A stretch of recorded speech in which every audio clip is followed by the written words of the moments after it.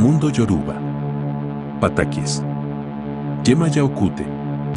Yema Yaokute era la esposa del campesino Ogún. Quizá aburrida de la monotonía de la vida conyugal o, a lo mejor, cansada de la aspereza de su marido, comenzó a serle infiel con un hombre de vida desordenada llamado Babalúa-Ye. Tan pronto su marido partía para las labores diarias, Okute se arreglaba, cubría su rostro con fina cascarilla de huevo y vestía sus mejores ropas azules, así como su chal de seda del mismo color, para salir presurosa hacia la casa del libertino. Pero sucede que uno de los fieles perros de Ogún comenzó a olfatear algo extraño en las ropas de Yema Yaokute.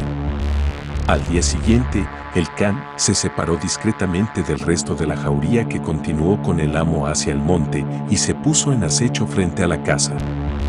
Tan pronto como Yema ya abandonó el hilé, el perro la siguió y pudo darse cuenta de la infidelidad de que era víctima su amo. Entonces corrió hasta los sembradíos que Ogún tenía allá en el monte y se lo contó todo. El labrador volvió a su casa donde ya se encontraba Yema ya de regreso y le propinó una gran golpeadura, le arrancó las ropas y la lanzó semidesnuda a la calle, para que todos supieran que era una adúltera.